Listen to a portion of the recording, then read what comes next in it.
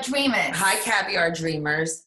So excited today because we have on an amazing guest from overseas who is really the most amazing human. He is. A lot of the times on the podcast, we talk to entrepreneurs and business people and risk takers and leaders. And I would say that they are all so inspiring, but what Joshua has done takes like inspiration to next level. Exactly. His book is called Do Something for Nothing. Yeah. And he gives haircuts, makeovers to the homeless. The homeless, yeah. And he has done it around the world. He was also featured in a documentary that was narrated by Morgan Freeman on National Geographic. He just breaks down barriers, believes in creating like human connections, and just makes people see the best in themselves that they maybe haven't seen for many years. Yes, and I think it's just, he gives people back their dignity, which is so important. Yeah. And I just, when you see the smile on these people's faces and the tears in their eyes, and just something that's so basic that we take for granted, just a haircut, and to feel like ourselves, which is so important. It's not, taking care of ourselves and is not self-indulgent. It's a human necessity. And what he gives back to everybody is just unbelievable. And he has created a book about it. I think,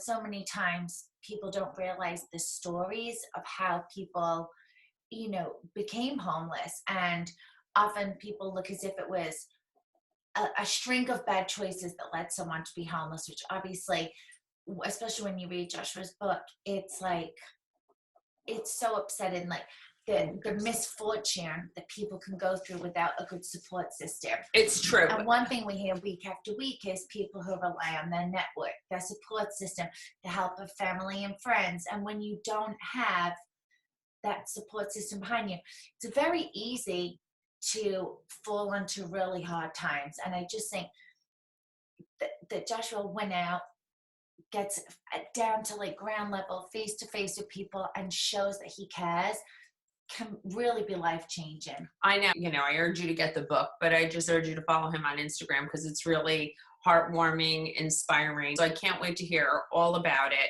So hi, Joshua. Hi, Joshua. Hello. It's so nice to meet you. Do you live in London? Yeah, I do. I live in Southeast London in Peckham. Yeah, so that's where I'm based now, which is kind of, it's not like central London, but it's not too far away. Yeah. I grew up close to Manchester. Oh, okay. Wow. All right. That's cool. And where are you guys? Where am I speaking to you? At New Jersey? New Jersey. Yep. Poor Lexi. I've overtaken her accent. That's the problem. That rubs off, doesn't it? I have a lot of friends, and I'm usually in America quite a bit, like depending on, obviously COVID's like, stopped all that stuff for now. But yeah, like, some people they take on accents really easy.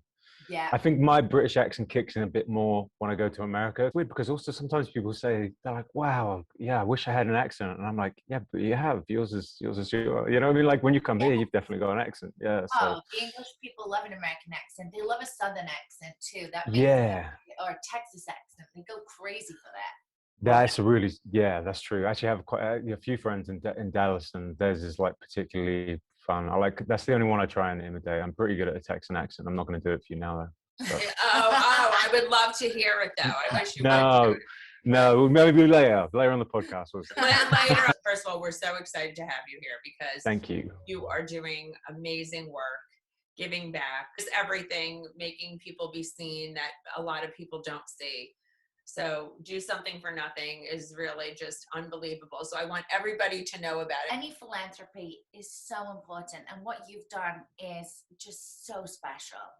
Well, thank you. And I was reading a little bit about it, and I think, on the face of it, look, whatever we're doing in this world, it looks like many different things from the outside, but I think there's different ways to help people. And it sounds in some ways like obviously you're trying to, get people to see their potential from something small to be able to grow it to something big and to be able to elevate themselves in some way. So I think there's like, whatever we do in this life, I think there's correlations and kind of, like if you're thinking beyond yourself and your own means, that can, that for me has the same thread.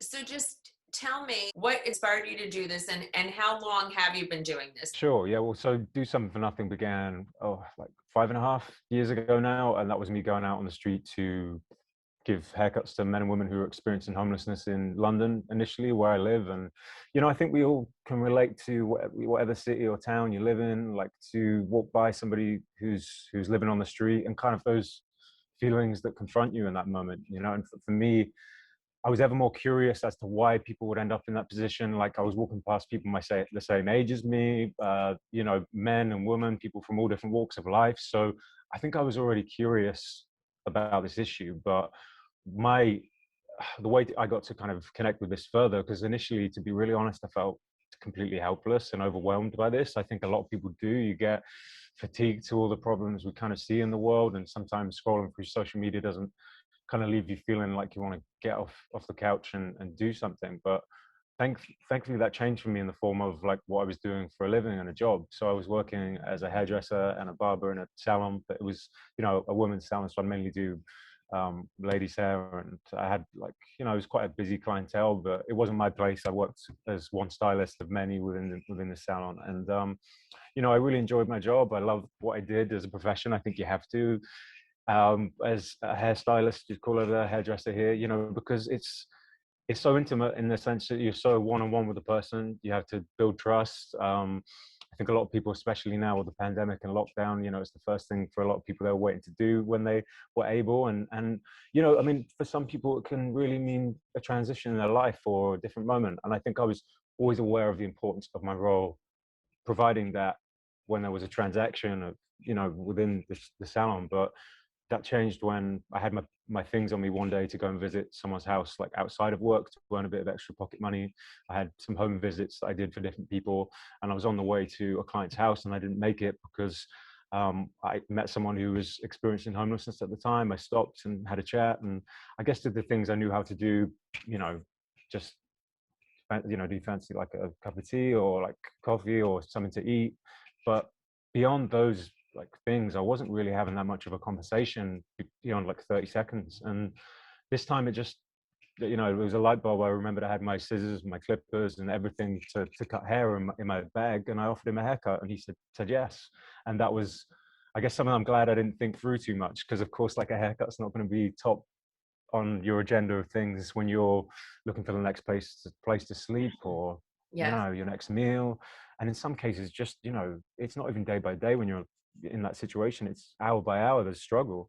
But thankfully, I just he said yes, and that really changed the trajectory of things for me, because I was immediately aware of recognizing that actually I did have this thing, albeit very small, of providing a haircut, being able to sit and listen. When I handed him the mirror at the end, it was a moment of, I suppose, restoring some kind of dignity, because you get someone who recognizes themselves. They haven't seen this person who's had a shave and been cleaned up. But I think the time was the real thing. I think I'd been looking at this the wrong way.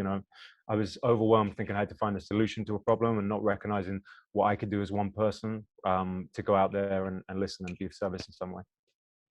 I think it's so incredible because we've talked about this a lot in the podcast. Um, people see beauty and the beauty industry as such a trivial, frivolous, Yes. luxury thing. And I think what you just said there is so important. You see someone that you haven't recognized for a long time. And I think the way we see ourselves is the key to so much. If you have no confidence in yourself, how could you expect anyone to have confidence in you? And It's what true. you're restoring people is so important. Yeah, it's all of these things that I suppose some people might take for granted, depending on what level of privilege or disposable income you have. I mean, we all know what it is that makes us feel like us each day, like those daily rituals, those daily routines, the things that we do to kind of make sure our well-being is intact, or hopefully be improving on it day by day, week by week, and as we go through this life. And I think for me, those things are important, like affording people more than just the basics to feel good. And to your point, like, yeah, whatever your role is within the beauty industry, whatever your role is in the kind of well-being industry broadly, to provide a service for someone to make them feel more self-esteem and improved kind of confidence, I think those things really add, because you can, you know, I see when I go out and I do this, and from that initial haircut, I started going out and doing this more, meeting more people on the streets, not just in London, but traveling to do this, other places in the UK, places in other places in Europe, France and Spain, and different areas. And sometimes there's a language barrier, but I get someone to help translate.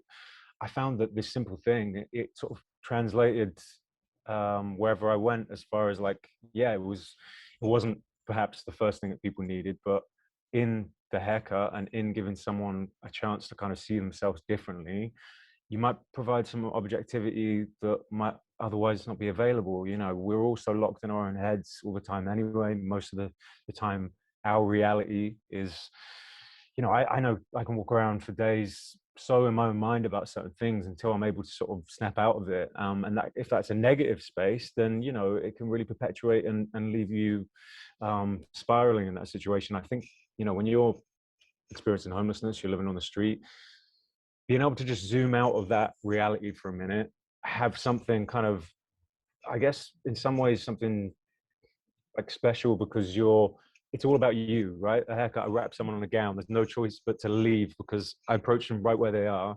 Yes. Yeah. And it's like this service where you, for an hour or so, you go, oh, this is just about me, is it? This is just about like me enjoying this moment. So yeah, it's a nice thing to experience. And sometimes that's big transformation and smiles and high fives, and other times it's a really subtle thing, you know. And it's the listening that I think I can provide that's the most important thing. Learning how to really listen, learning how to not perhaps fill the gaps in conversation as I used to, and just let things flow and let people talk if they want to talk, or if they don't, that's totally cool too.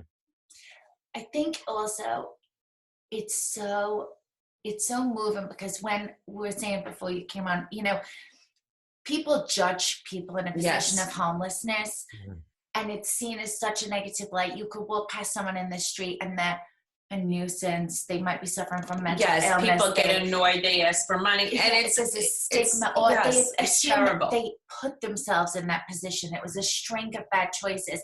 And going through your Instagram and reading the stories, it blew my mind how like unforeseen circumstances with a lack of support system can put people into this situation so easily. And you breaking that barrier of like coming to their level and not judging is so powerful. Yeah, and it's so important. Yeah, I'm so glad you brought up that point as well, because for any of your listenership and people who, you know, whether this is going out to be, you know, to watch this afterwards, I think, look, let's be real here. Like, let's cut it how it is. There are all kinds of issues that are complex and sometimes difficult to interact with, especially from the outside when you're talking about people who are in this situation. And you know, I always think to myself, well, I imagine like what home means to me and what it means to me to sort of have somewhere to sort of have that privacy each night, to be able to like turn the key on my door and like, you know, all my ugliest moments where I'm not feeling too good. You know, we all have those. Like, we all have moments we can think back to where whether it's arguing with a spouse or a loved one, or someone, you know, a friend you fall out with, and you think back after and you think, oh God, yeah, like you get that horrible moment. You're like, I wish I didn't say that. I wish I didn't do that. But that is something you can ask for forgiveness for. You can make up in some way. You can try and, you know, make amends. But imagine those moments being played out outside to everybody, because you haven't got that privacy. You haven't got that moment where the worst parts of your well-being and the kind of the moments where you feel at your worst, it's like theater, you know, you're in the middle of a city somewhere with potentially 100 people walking past. So there are mental health issues, you know, there are acute mental health issues where people need a hell of a lot more support and care that the funding isn't there.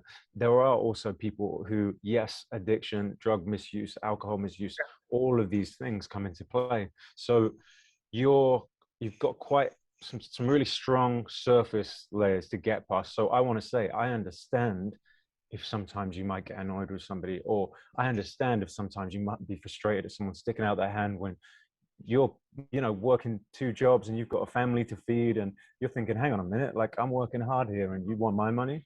But honestly, I just feel that I'm trying my best with stories and telling a story through Instagram and now through creating these stories in a book, to just say, yes, these things exist, but we have to remove these layers and go beneath the surface here. The subtitle of the book's called Do Something for Nothing, Yes. Seeing Beneath the Surface of Homelessness Through the Simple Act of a Haircut. The reason being is I think that surface is what stops so many people interacting with this in a way that I think is a real way to look at this. And I try, and I still have to practice this every day, which is like, yes, someone may be behaving in a way that I'm not used to. Someone might have habitual patterns and layers to where they're at right now, and they might be struggling. I might not know their complete answer or what the hell to do, but I'm at least not going to judge them for that. As you said, to come full circle on that first point, I think that's the one thing we can all be in control of. Yes, we might get annoyed. Yes, it might be frustrating sometimes, but let's not cast judgment. Let's not think we have any idea about someone's life from the outside, because it's not even unfair. Like, I don't want to point fingers. It's just illogical, right? Yeah, You wouldn't. It seems silly, the idea that like, oh yeah, I know exactly what's going on with you, although this is the first time I've ever seen you, and you're like in your 40s, and I haven't met you before, and you've had this whole life of years that have led you to this moment. I want to learn. I want to listen. Tell me, you're part of a documentary at Yeah. a National Geographic documentary with Morgan Freeman. How did that come about, and what did that feel like? Yeah, to be really honest, I was giving a talk for a virtual event like first thing when I woke up this morning, and I played a bit of that video. And sometimes it's funny because I actually, where I live, like, it's only about, I don't know, 5 minutes walk away from where I am. So he came to me, right? Yes. It's not every day Morgan Freeman just Yes. pops along to this part of London as well. It's not like I said to you guys earlier, it's not this super big hub where I live. It's a really vibrant, like, awesome neighborhood. Yeah. But it was crazy because him coming, the idea of National Geographic even coming to film what I was doing at the time, that was a few years ago now, or so, more than that. I was thinking, I got that email and I was like, sort of archived that. I was like, yeah, of course. Of course I was like, yes, I'll do it. Amazing, But then you sort of put it somewhere, you're like, yeah, I won't be hearing from them again. And I remember I said to my friend Dee, actually, she lives in New York, and I was there at the time, and when I got the email, she was like, no, you've got to manifest it and believe it and all this. And I was like, all right, I took on board.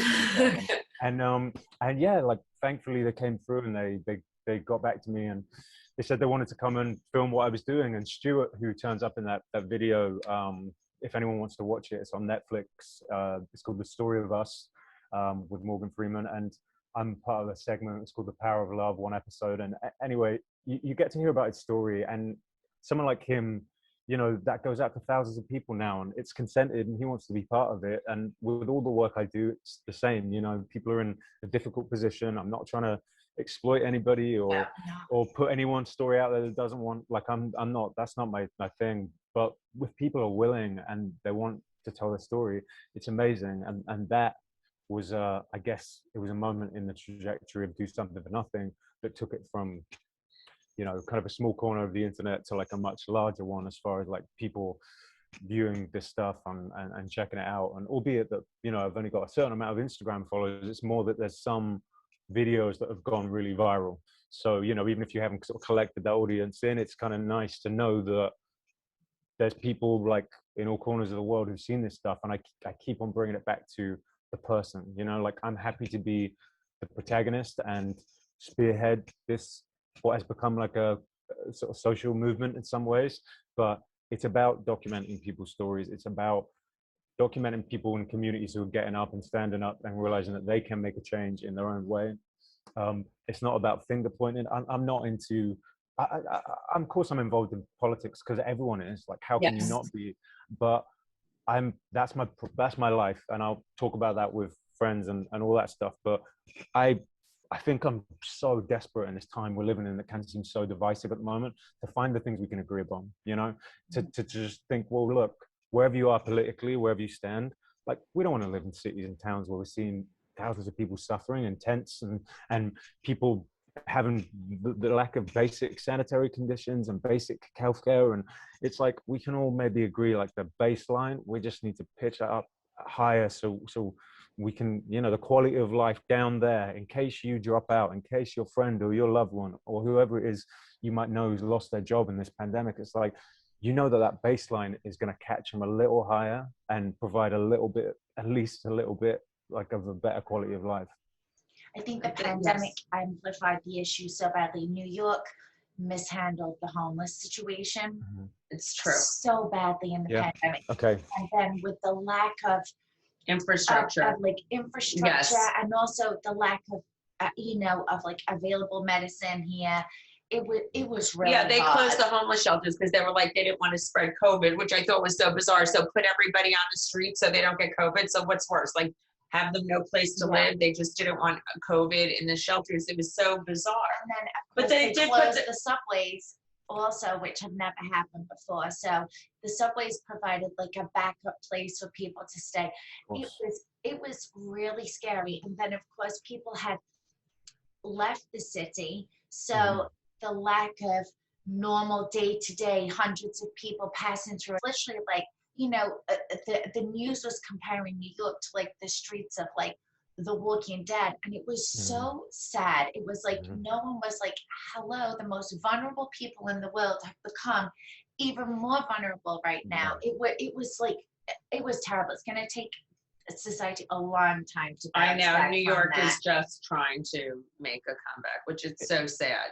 Yeah, it's really good to hear your perspective for me and how things have been going for people over there, because this is like an important time to sort of take inventory of what's happening. Like, I think it's important, not only for accountability, but also just to go, perhaps in this crisis, like there is opportunity to do things differently. Like it's a very, I think, apt analogy there of like The Walking Dead and kind of what the streets were like, because what you see is, I found that here in London too, people I kept in touch with, what was this bustling city with people who, especially, people living on the street, relied on whatever they could get each day from people around them and services. Even some of the services just shut overnight because it's like COVID came, and it was like, wow, like it's a ghost town for people, and you're left with, as you said, the most vulnerable, with very, very little support. And I've been with people, and I've worked in New York often, and on the street and doing what I do and giving haircuts. And I remember cold winter, the fierce winters in New York, being down in like the depths of Penn Station, where basically without that, like the labyrinth down there where you get to these old platforms that are barely in use anymore, and they're like people's homes for the winter, and it's like, it's kind of it's great that there's that space for them to go in, but it's kind of tragic at the same time. It's like, is that the best we got? Is that the best empty space we've got? People kind of like, kind of just down here with the rats. I'm like, come on. I know. Like, it's just, I think, these are the kind of things where I know sometimes, as you mentioned earlier, like passing by, someone panhandling at traffic lights, whatever it may be, we all have these lives that are happening, right? We all have these lives that are going on. We've all got our own, even when we're driving, even when we're going to the next place, we've all got that thought just keeps on going, doesn't it? What's the next thing I'm doing? What about this thing I'm thinking about? You're constantly going, right? And then suddenly you get a sort of invasion of someone else's whole energy into that. So I get it. I keep on saying, like, I understand, right? Like, it's okay to feel like you don't want to talk to someone some days and not always be available. Some days I don't want to talk to anyone either. I don't go out and do this every day, I need that solitude, and I need those moments for me where I'm like, chill, this is a day for me, this is about my well-being. But I think when you get a picture of what life is like for like some people in really difficult circumstances and what their options are, and especially as you mentioned during this pandemic, I just think a lot of people don't see that. And when you see it, they're like, whoa, like, this isn't okay. Like, this isn't normal. It shouldn't be normal to live in cities of such affluence where we're not taught. This ain't I'm not saying like drop your things, everyone become a humanitarian. I'm like, I believe in whatever your version of success looks like, whatever your version of bettering your own life looks like. This is not, everyone's version of that's going to look different, but it's about, as I said earlier, raising the minimum, raising, what just help looks like for some people. I know because I've experienced this for several years now. It's not pretty, it's not the kind of places, even in the pandemic in London, where there was hotels given to people and there was, lots of people getting housed. Like, I've spoken to some people now and they left after a couple of days because the conditions were awful. They're not the kind of place you would book your mum or dad into. Yes, and it needs a change. But the beautiful thing is that you've helped make a change. and you're making a difference in people's lives. So I do think it's one step at a time. You've done this book, and Yes. all the profits, 100% of the profits, you're giving back.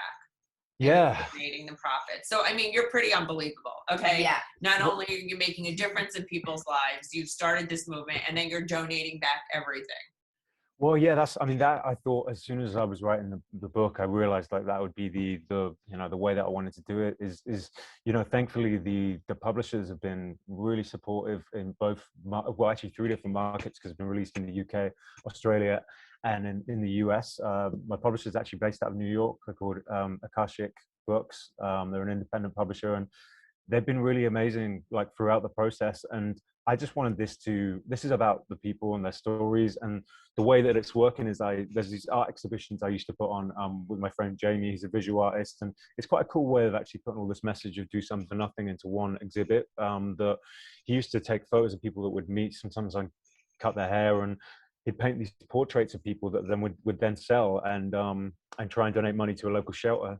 It was also a chance to screen like a short film that I'd made, and would work with local artists. Sometimes would even feature artworks of people who were, experiencing homelessness, and people who were actually like artists that we'd meet along the way.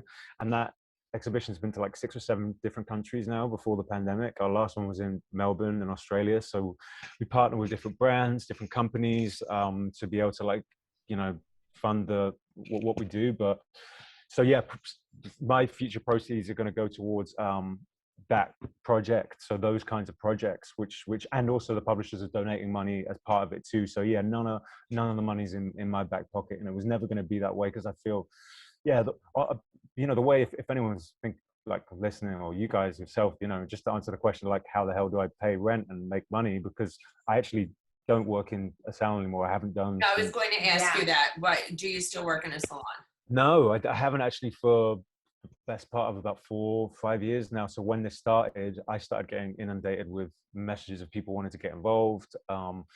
Started to give talks, and that is the way. So giving speeches and talks is the percentage of that's like what my official job title is now, as far as I'm so I give talks I was giving talks at events, and I've still done that during lockdown. And that's actually the way that I can best use what is an hour of my time to give a talk here and there, to get paid, to then continue doing what I'm doing. And it's kind of, I've wanted to keep it like that, because do something for nothing is as much yours or anyone listening to this as it is mine. I mean, not that there's not an incredible, there's so important charities that exist for material, essential items, for support, for, we need way more cash and funding around this. But I just know that my time, my energy, and where my skill sets lie are not in distributing wealth in that way. It's about telling new stories surrounding this issue, and doing that through different creative projects, different creative means, things like the book that you've just mentioned.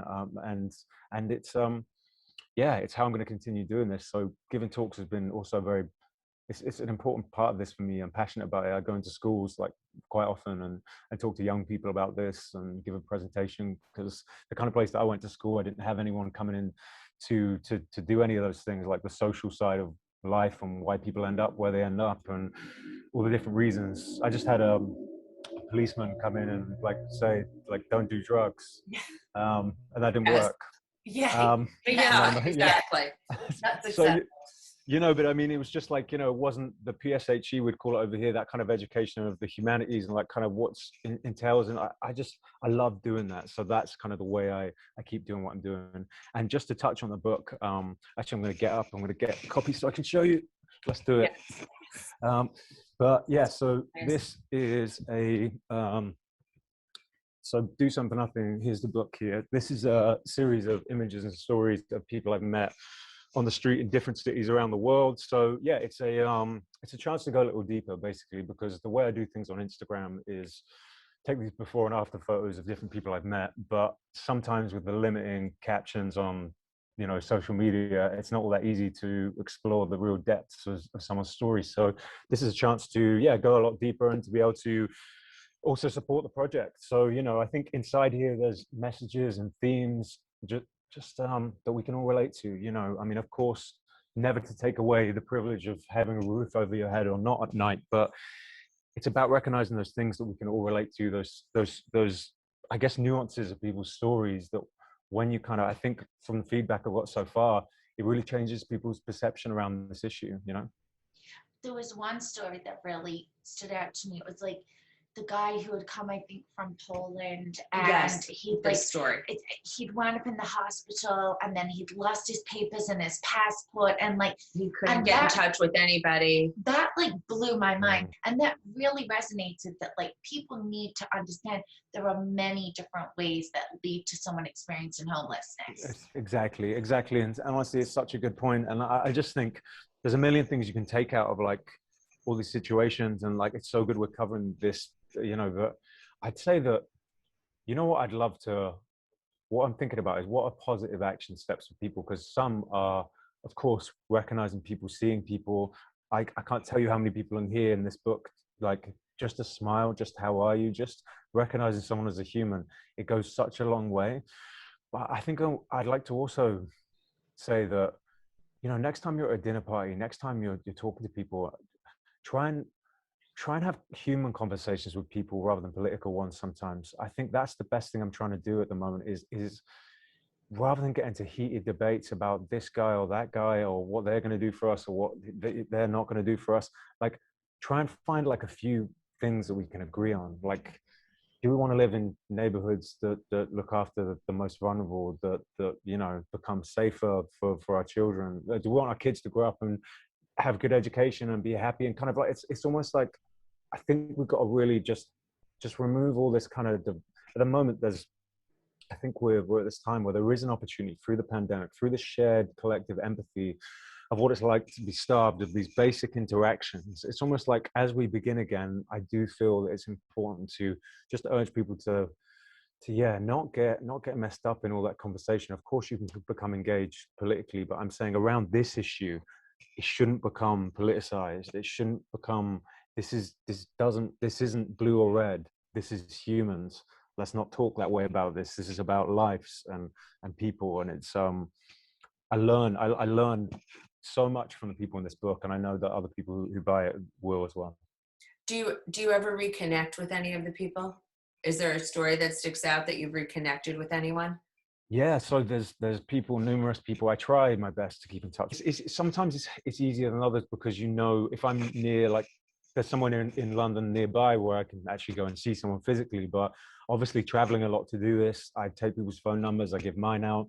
Sometimes you can get hold of someone again and establish a relationship, and other times, yeah, it's the transient nature of kind of life out there is you lose phones and all that kind of thing. But yeah, there's people within these pages, especially within London, but actually, you know, there's people in America I still talk to, who I check in with, I talk on the phone, and you know, a few people I really walk the walk with, like my friend Levain, who's in the book. She's a girl that I met on the street here, and you know, we've become really good friends. Like she's off the street now, and she comes and gives talks with me, like in schools, and like we're trying to best help her. And she's like, she used to be a teacher herself, you know what I mean? She's like, she's got stuff to give, she's got a voice, but it's just she's been through a lot, you know, she's been through a hell of a lot, and she came out of a very abusive relationship. She went through a hell of a lot of abuse when she was younger and when she was a child. So there's a lot of past trauma that, you know,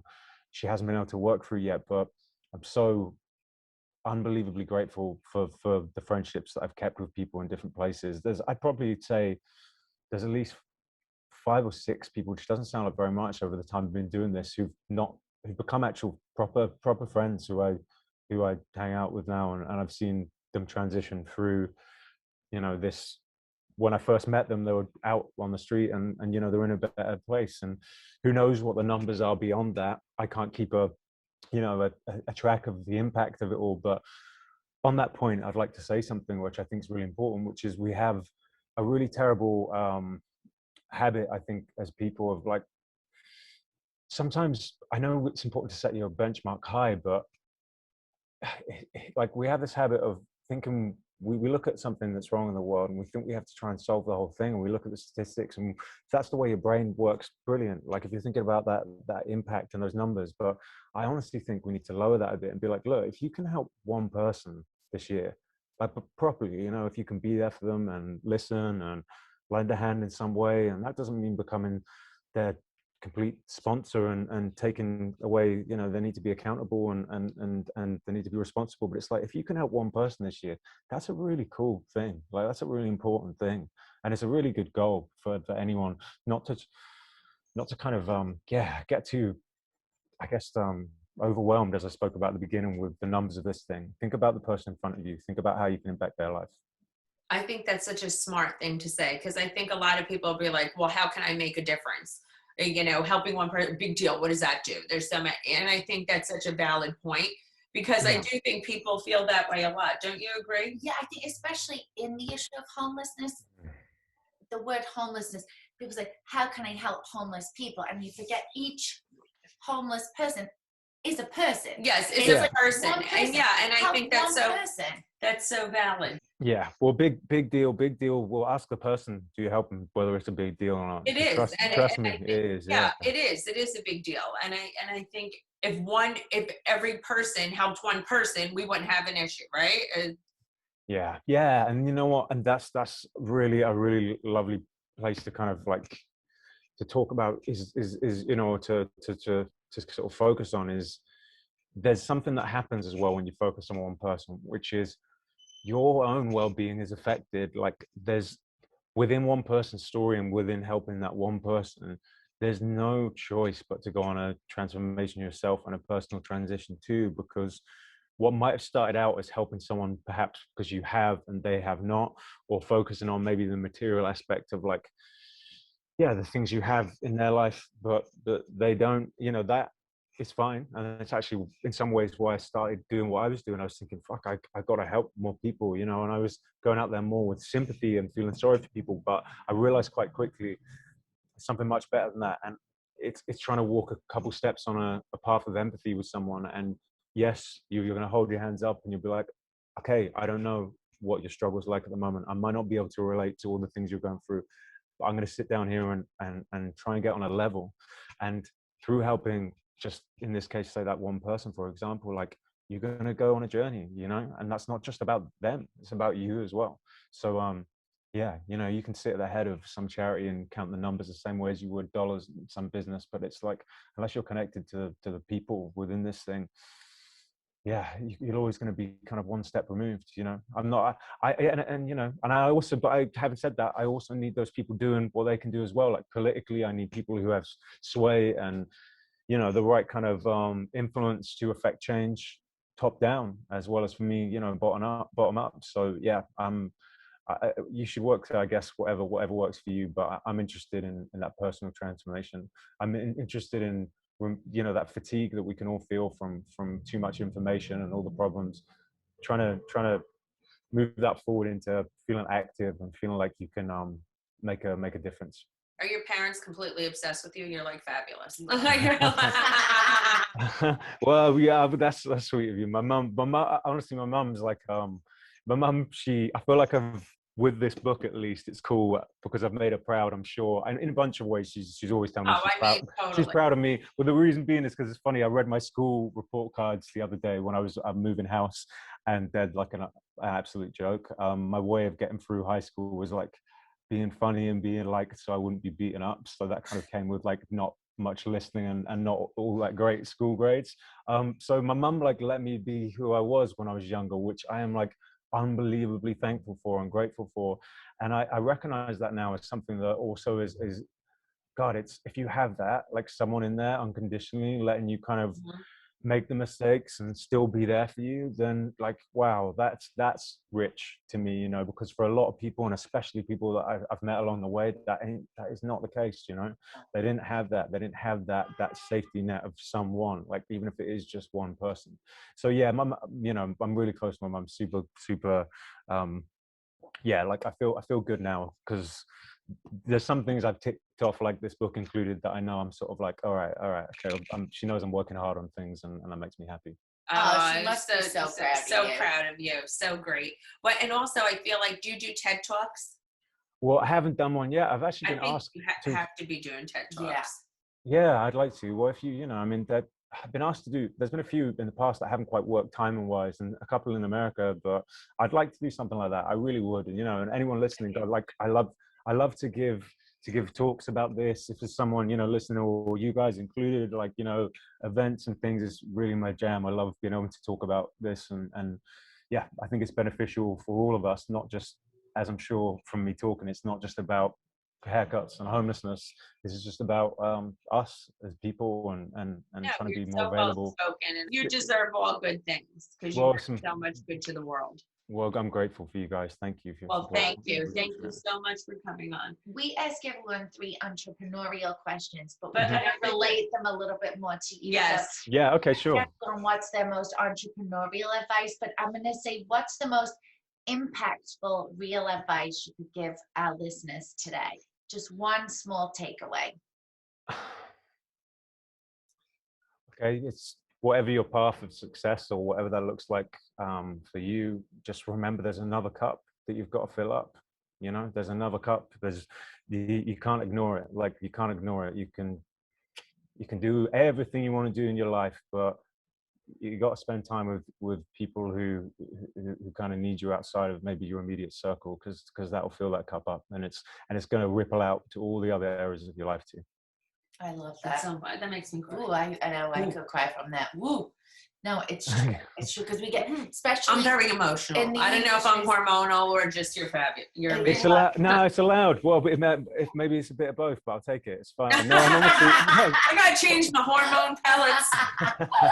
No, but honestly, I'm really, truly though, it's nice, this conversation. I'm really happy you guys reached out and persevered, because it's something that I'm always like. I know when I'm in a conversation where it flows, and I've really felt that with you guys today, and I appreciate you for highlighting this message as well. That does a lot.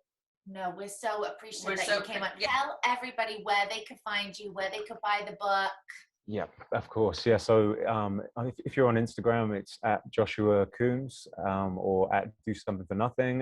The book, yeah, you can order it actually. So from either your local bookstore or Amazon, or actually order it. So to put the publishers in one more time, from their website, I think you can get a discount code on there. So it's Akashic Books, and they're a really great publisher to support as well. So.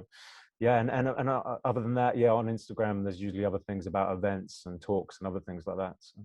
Great. Thank you, guys. Cheers. Thank you. So lovely to chat to you guys.